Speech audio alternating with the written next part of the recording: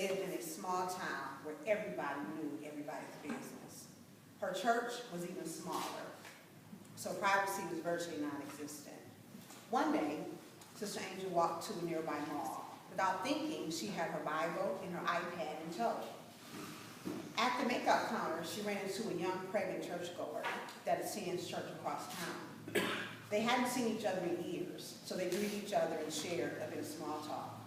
The pregnant saint's bubbly first lady walked past, but Mrs. Prego, she didn't turn her head and she didn't greet her at all. Sister Angel was a former member of that First Lady's church as well, and to be honest, she didn't have any words for her either. So she let the moment pass as well. But she was still shocked by Mrs. Prego's behavior. Angel asked, "What was that about?" Mrs. Prego responded, "I didn't feel like absorbing her bubbly personality. It's fake anyway." Angel could only muster, "Okay," because she was in complete agreement. As Angel was getting her makeup done, she placed her Bible and iPad case beside her. Through the hour-long makeup process, she could not keep her eye on her belongings.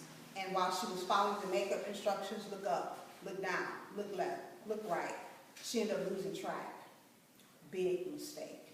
As the mall patrons increased, Miss Prego, she departed, and Angel's belongings were nowhere in sight. Sometime later, Angel found her belongings in the mall's community performance area.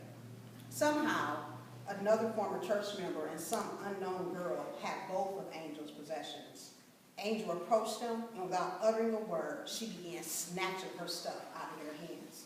Angel walked away feeling completely satisfied, murmuring to herself, "I'm a boss. I showed them." Words got back to Brother Dale, one of the community gossipers, and he called Angel. He began their conversation with, "I heard what happened." No hello, no acceptable greeting, just "I heard what happened." Angel responded, "About what?" Brother Dale added, "I don't think you want to go up against a lawyer and her family." "Huh?" was the only thing that could escape Angel's lips. "The lawyer's mom is a 4'9" feisty ball fighter," urged the community gossiper, who was also the lawyer's cousin, and clearly touting their family status in the community. "Okay, well clearly you must have forgotten that Mother Beatrice, the Sunday school superintendent, is my mother, who was no lightweight either."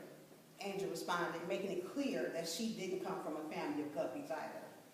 "All I'm saying is, you might want to rethink how you approach people," Brother Dale said. "Approach people? They had my stuff, and I took it back. There was no need for words, so I said nothing. Besides, if she's a lawyer, shouldn't she know that it's wrong to go around stealing people's stuff?" "Steal?" confusingly asked the gossiper. "Yes, steal. When I walked into the auditorium, I saw the lawyer with my Bible open, which had my cell phone and my money in it.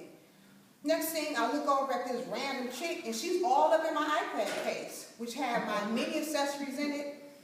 If they weren't stealing, then why were they both going through my stuff way on the other side of the mall?" Angel asked angrily. "I can't tell you how your stuff ended up over there, but I know that the lawyer was only trying to find some identifying information.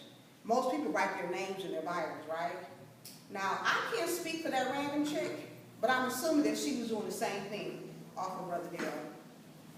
Sister Angel hung up the phone, thinking about church folk. She hadn't had a good relationship with any of them. Over the years, she had grown tired of the sister's fake bubbly smiles, tired of the brother's sexual ulterior motives, tired of the backslidden saints' behavior, those ones who once belonged to Christ but then strayed away from his commandments, and then those older saints' mouths, ready to get somebody told at a moment's notice. She began to reflect on her own behavior, not forgiving others, skeptical of reconnecting with former church members, and behaving rudely to people instead of building relationships and talking to them. Well, maybe the community gospel was right just this one time. It's true that a broken clock is right at least twice a day. Sister Angel was still skeptical, though, because of her own shortcomings coupled with her previous dealings with church folk. She surmised that church folk, they really didn't appear any differently than the world. Matters were further complicated because Sister Angel was also a minister in the church. Thank you.